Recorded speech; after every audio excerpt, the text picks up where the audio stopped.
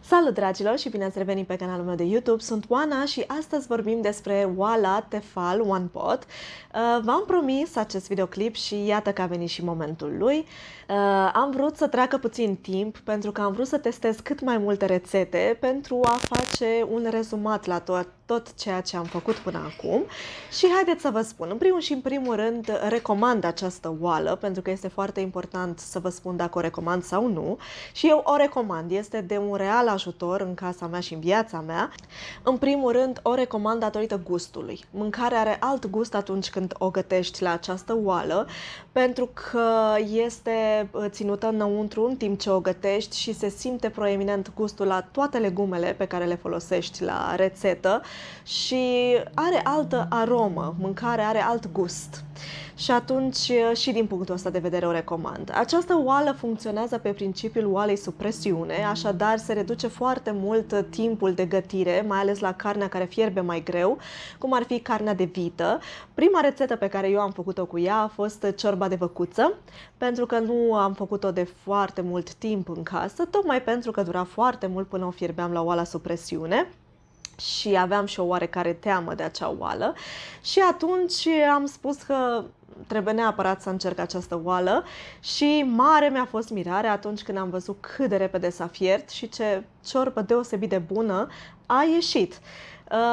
Am fiert-o, cred, 20 și ceva de minute la high pressure și după aceea am adăugat legumele și am mai lăsat încă câteva minute, 10 sau 15, nu știu pe de rost rețeta, dar am făcut-o pe cea din cărticica, care vine împreună cu oala în colet, așadar să citiți foarte atent manualul de instrucțiuni, pentru că o să vă ajute foarte mult, mai ales acel tabel unde vă arată fiecare funcție, cum se folosește cu capacul deschis, capacul închis, asta este foarte important. Să vă spun câteva lucruri de bază. Aici avem niște funcții care vă ajută, și anume, aveți program de rumenire, brown, aveți de călire, cum ar veni.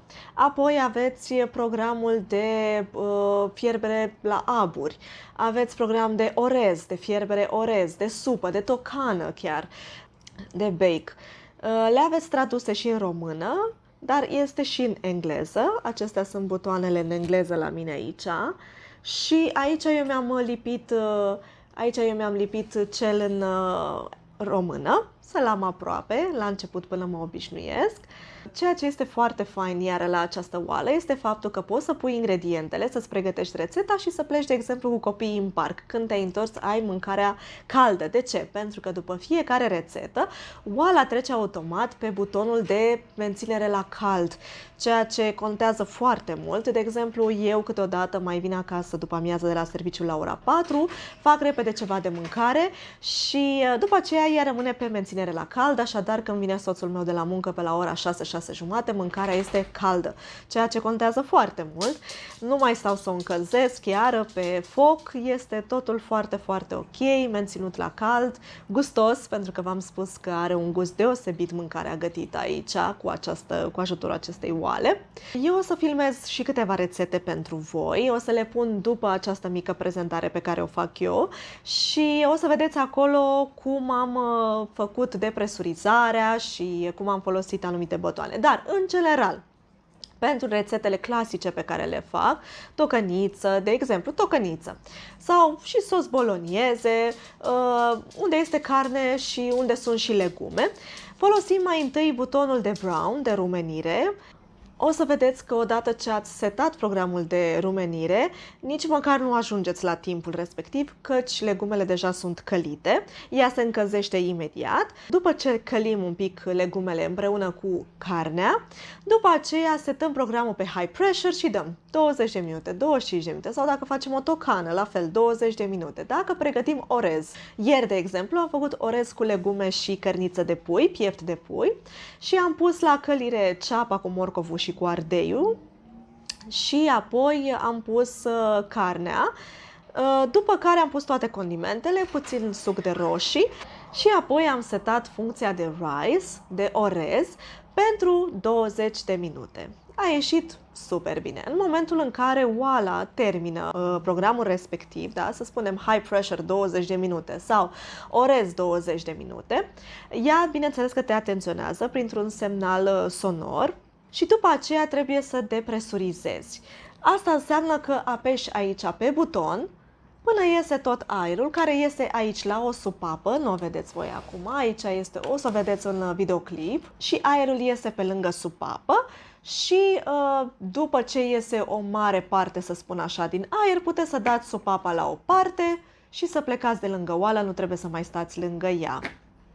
Întotdeauna să țineți minte, când gătiți cu această oală, supapa să fie închisă, da? Este foarte important să fie închisă supapa.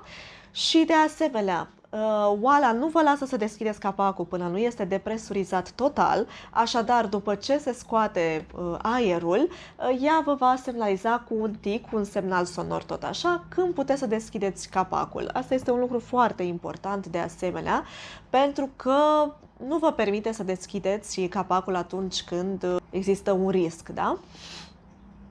Bun, ce să vă spun, după aceea ea trece direct pe menținere la cald și puteți să anulați această funcție fără nicio problemă dacă sunteți lângă oală. Dacă sunteți plecați, de exemplu, puneți repede să faceți niște orez cu legume, ați rumenit un pic legumele, carne, ați pus orezul și ați plecat în parc și reveniți peste 2 ore acasă, da? Nicio problemă. Ea v-a păstrat mâncarea caldă, gătită, totul în regulă, nu mai trebuie să depresurizați, trebuie doar să deschideți capacul și să mâncați.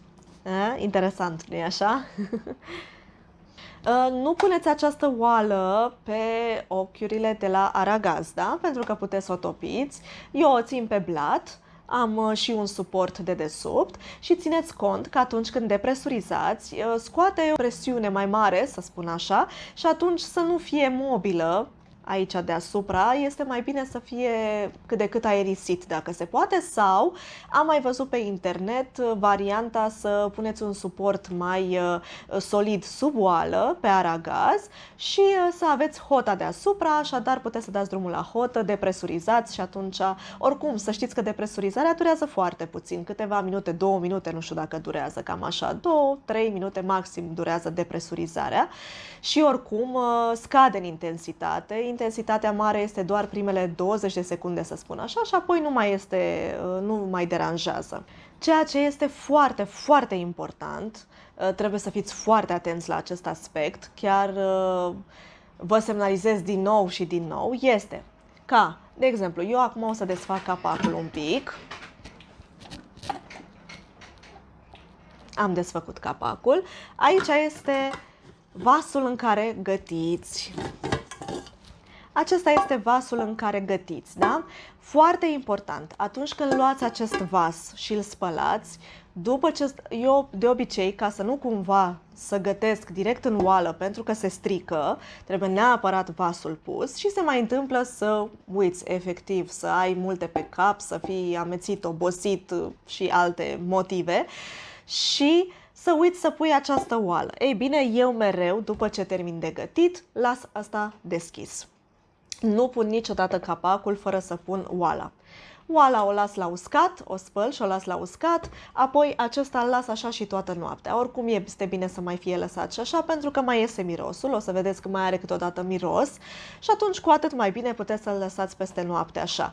Dar niciodată nu-l închid fără să pun oala, ca să fiu sigură că nu fac vreo prostioară. Dacă din greșeală puneți direct aici, cel mai nasol, să spun așa, este să puneți ulei. Acolo treaba este foarte complicată. Dacă nu puneți ulei, mai aveți o șansă. Dacă puneți doar, eu știu, apă sau niște orez sau supă, aveți o șansă, dar trebuie neapărat curățat cât mai repede posibil sau dusă la service cât mai repede posibil pentru a avea șansa de a fi curățată și de a o folosi din nou. Dar cel mai bine este și cel mai indicat este să aveți grijă să nu puneți direct și atunci să puneți oala mereu În oala aceasta gătim toate rețetele noastre. Ce trebuie să menționez? Toată lumea o să vă spună despre avantajele ei. Există și un mic dezavantaj, în ghilimele pot spune. Pentru mine personal nu există acest dezavantaj, dar poate pentru unele persoane poate fi un impediment. Și atunci haideți să vi-l spun. Oala aceasta trebuie să ajungă la o anumită temperatură, așadar timpii de gătire nu sunt fix. De exemplu, am făcut sos bolognese în 20 de minute, cu 5 minute călirea, 25 de minute mi-a luat. Nu există așa ceva. De ce? Pentru că oala o să-ți călească legumele în câteva minuțele, după aceea pui toate ingredientele, setezi funcția de 20 de minute pe high pressure, dar ei îi mai ia cam 7-8 minute până ajunge la temperatura ca să gătească efectiv cele 20 de minute la temperatura respectivă. Bun, asta înseamnă că un fel de mâncare poți să-l gătești și în 40 de minute în loc de 20 de minute. Dar pentru mine personal asta chiar nu este un impediment. De ce? Pentru că eu le pun pe toate acolo, am închis capacul și am plecat. Nu stau să mă uit după timp. Nu sunt presată de timp, de obicei îmi pregătesc mâncarea astfel încât să nu fim înfometați la maxim, să nu mai putem de foame, să ne uităm așa pe oală cât mai e, cât mai e. Este bine de știut și acest aspect. De preferat este ca atunci când faceți, de exemplu, o supă, să puneți apă fierbinte. Cu cât este apa mai fierbinte, cu atât timpul acela de încălzire a oalei este scurtat. Da? Poate să ajungă până la 5 minute, 6 minute. Eu zic că este chiar puțin. Dar am văzut că erau anumite persoane care erau nemulțumite de acest aspect, faptul că cineva poate să spună eu fac o supă în 20 de minute, dar de fapt o faci în 30 de minute pentru că mai este și acel timp de încălzire al oalei. Dar eu zic că este un aspect mult prea, un aspect care nu deranjează atât de tare. Pentru mine personal, cel puțin. Bun, haideți să vă zic cam ce am gătit eu la ea. Am gătit de la ciorbe de văcuță, ciorbă de cărniță de porc, care a ieșit extraordinar de bună. Eu niciodată nu am avut în ciorbă carne atât de fragedă și de gustoasă. Apoi am făcut ciorbă de pui la grec, a ieșit foarte, foarte bună. Ce am mai făcut? Ardei umpluți. Puteți să faceți sarmale, da? În foi de varză. Am mai preparat sos bolognese foarte des, pentru că nouă ne place foarte mult, ați văzut asta. Supă de pui am făcut. Am făcut o fasole, o mâncare de fasole. Deci, divină. Nu am cuvinte să spun cât de bun a fost. Mâncam câte 2 porții, și eu și soțul meu. Extraordinar de gustoasă. Și eu chiar l-am întrebat pe soțul meu, care este un pic mai pretențios la gust, și i-am spus cum ți se pare fasolea față de toate de până acum. Și mi-a zis că într-adevăr are un gust mai bun decât tot ceea ce a fost până acum la capitolul fasole, gătit pe focul clasic. De exemplu, multe persoane nici nu mai folosesc condimente, vegeta și alte prafuri din acestea care să dea gust, pentru că se simte mai proeminent gustul de morcov, de ardei, de ceapă. O să vedeți voi pe măsură ce o să gătiți la ea. Aceasta este cartea de rețete. Și aveți aici tot felul de rețete. Ia să vedeți. Ia uitați, vă arăt și eu așa. Aveți aici tot ce vă trebuie, orez, fasole, vă zic eu niște titluri imediat.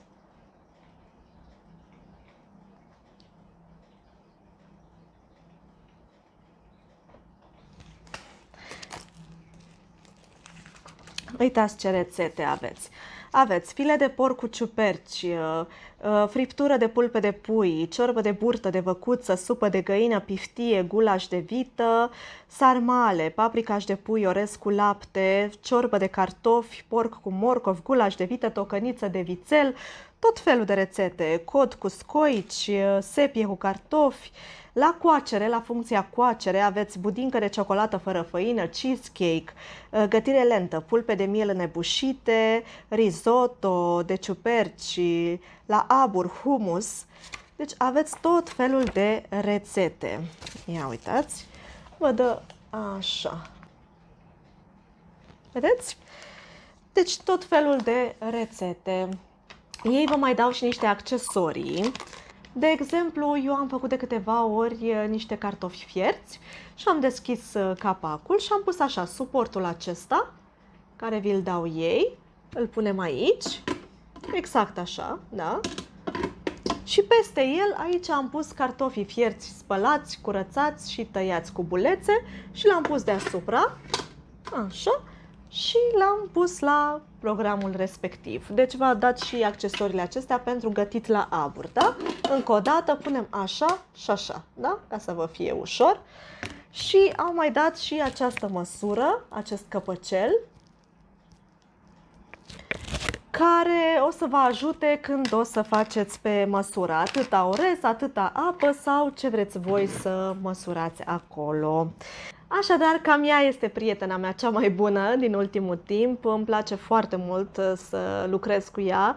Este mană cerească. Acum au mai apărut diverse modele. De exemplu, la Tefal a apărut acum un model în care rețetele sunt gata, făcute deja în memoria oalei. Trebuie doar să selectați tocană de pui. Dar pentru început, pentru mine această oală este ideală. Cu siguranță mă va ține mult timp. Curăță foarte ușor, ceea ce contează și acest aspect foarte mult. O să vă zic că un alt avantaj este faptul că poate înainte vi se lipea mâncarea în anumite tigăi sau oale. Aici nu aveți absolut nicio problemă. Vreau să vă zic că chiar am fiert paste simple.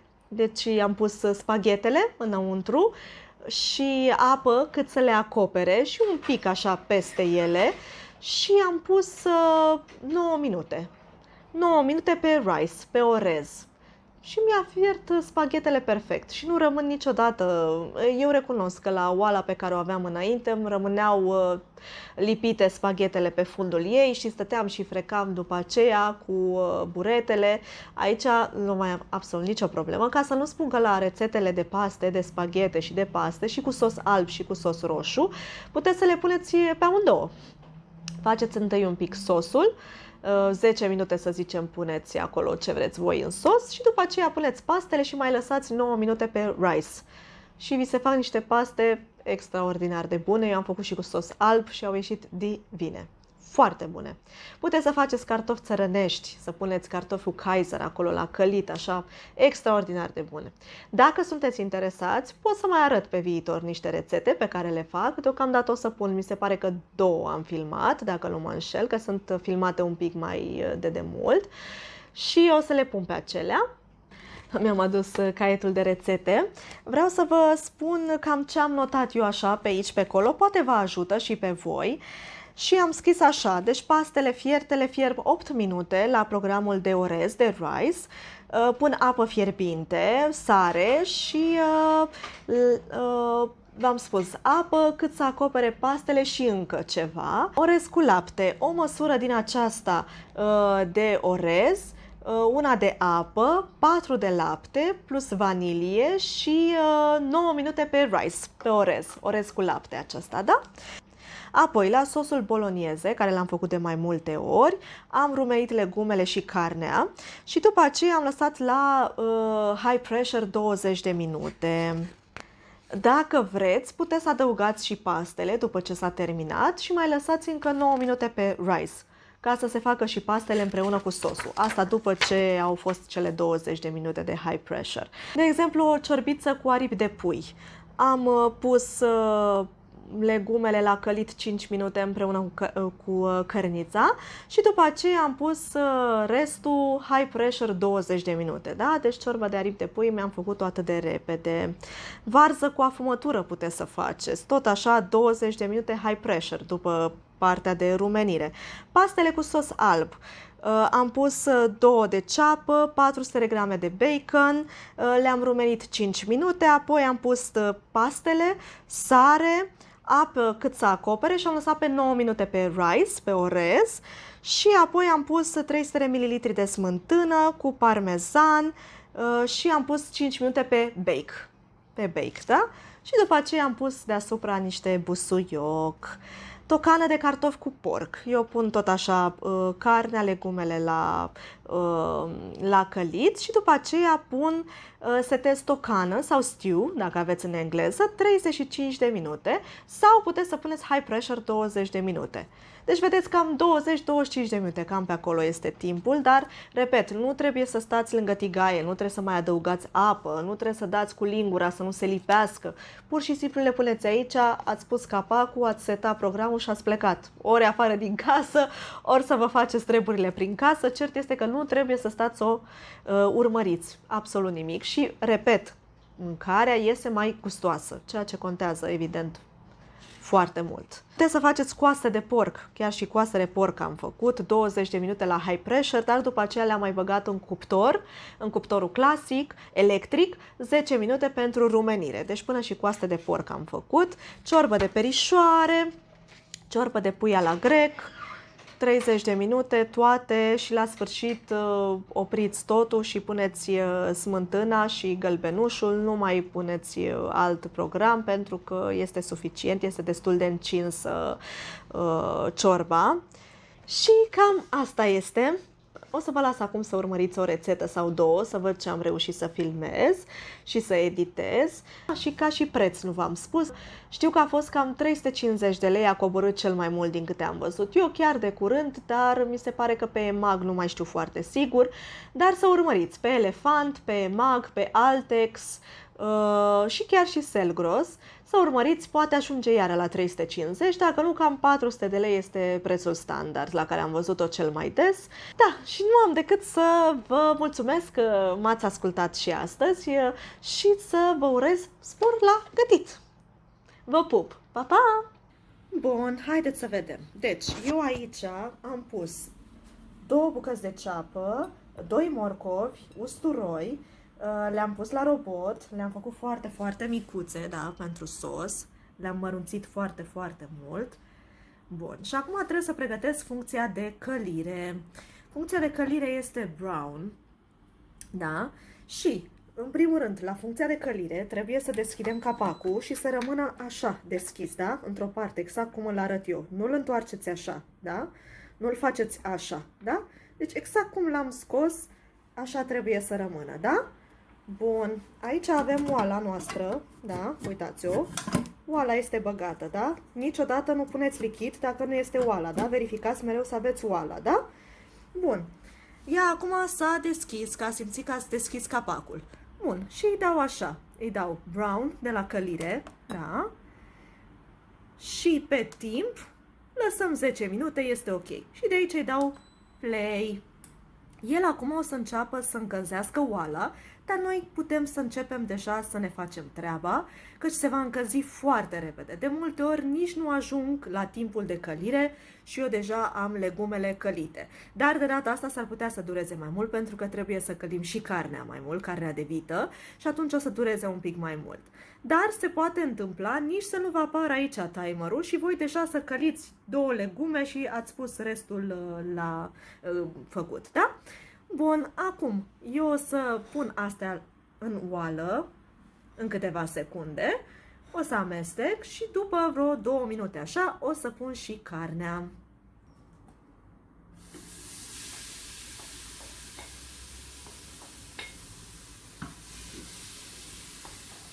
Am pus legumele, acum le amestec un pic până pun carnea. Ea deja este destul de încinsă.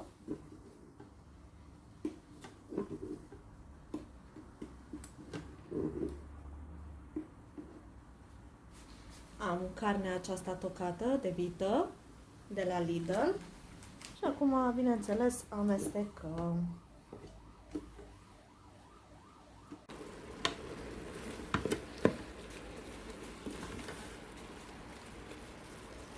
Eu am aici niște condimente pentru carne tocată și le pun și pe acestea.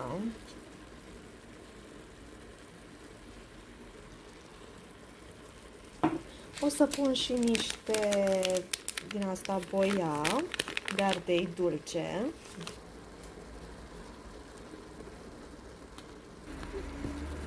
Timerul meu încă nu a pornit, dar ea este încinsă, după cum vedeți.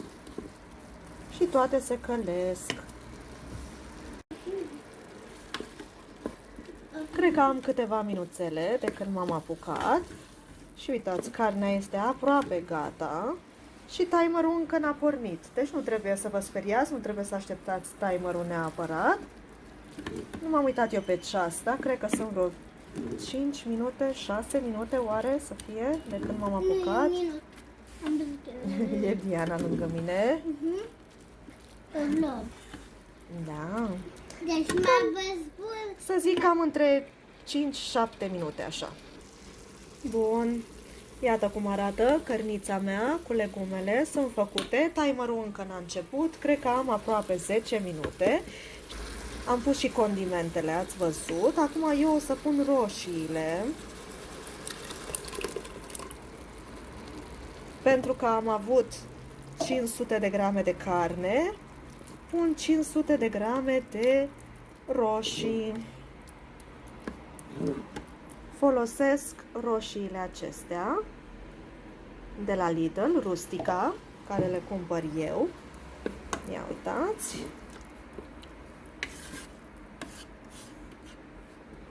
Eu o să mai pun și niște sare, chiar dacă am avut condimentele acelea. Uitați ce frumos se vede.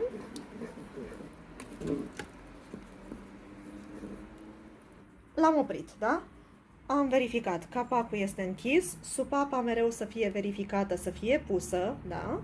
Ok. Și acum o să trecem la etapa 2 și anume o să facem așa. Alegem pressure cook. Este high pressure. Dăm pe ceas și punem 20 de minute. Și, bineînțeles, start. Și acum aștept. De fapt, acum chiar putem să plecăm și să o lăsăm pentru că își va face treaba singurică. Ne va anunța printr-un sunet când o să înceapă timerul, atunci când ea va ajunge la temperatura optimă și ne va mai anunța la sfârșit, când se termină cele 20 de minute, ca noi să venim și să depresurizăm.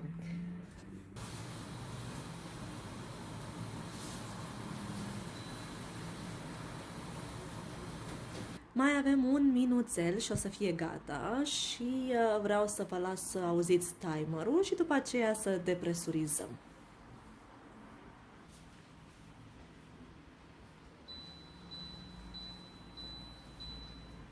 Este gata. El automat a trecut aici, adică pe Keep Warm, să țină mâncarea caldă. Noi o să-i dăm aici ca să se anuleze acea funcție și depresurizăm, adică apăsăm pe acest buton de sus de aici. Ia uitați cum iese aburul. La un moment dat o să auziți că este din ce în ce mai slab și atunci puteți să ridicați pur și simplu supapa într-o parte ca să nu mai stați cu degetul pe buton. Și fac așa. Da. Și acum merge singurel. Nu mai trebuie să stau lângă ea.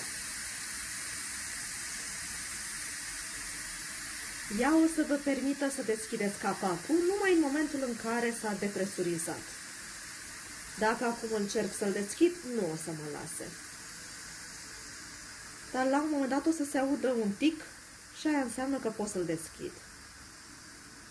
Ia uitați, din ce în ce mai slab.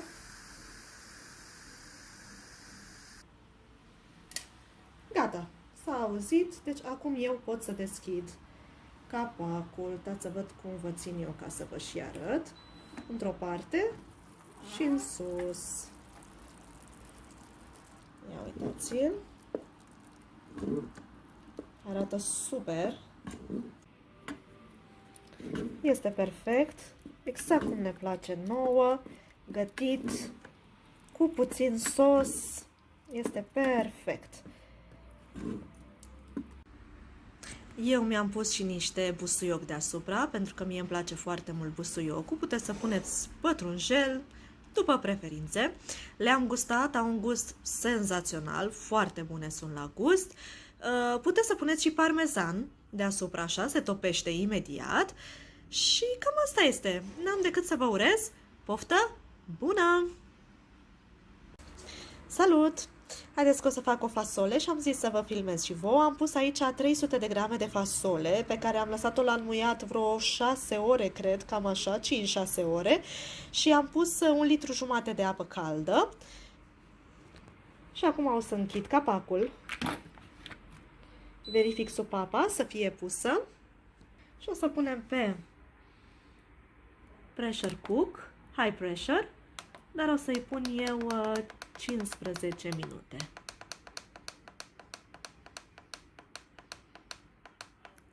Minute, pressure cook, start.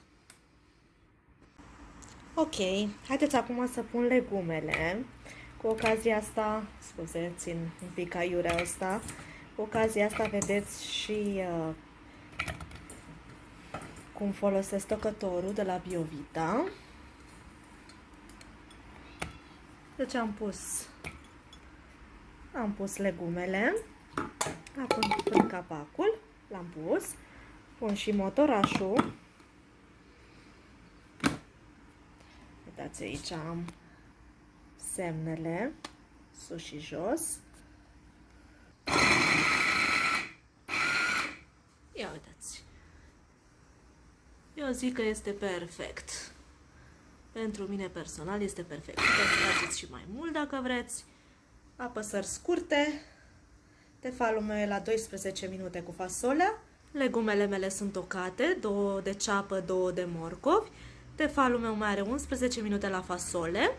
Și am tocat și niște costiță afumată. Și aștept acum să se termine la oala tefal.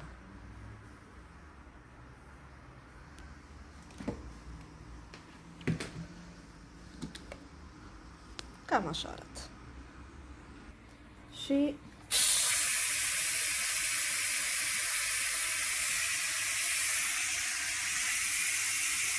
am dat pe start brown, rumenire, și am pus 2 linguri de ulei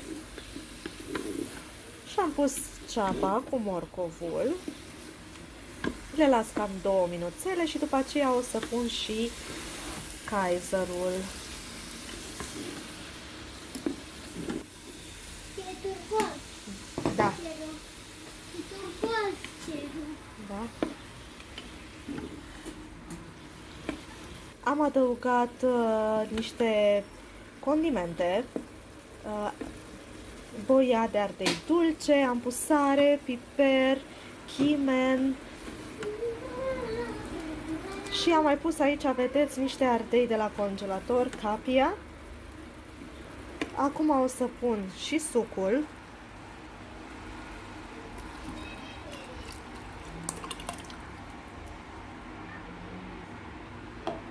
...500 de mililitri de suc de roșii și o să adaug imediat și fasolea. Gata, am pus și fasolea, le-am amestecat pe toate. Acum voi opri programul de rumenire. Superman! Închidem capacul. Verificăm supapa să fie pusă.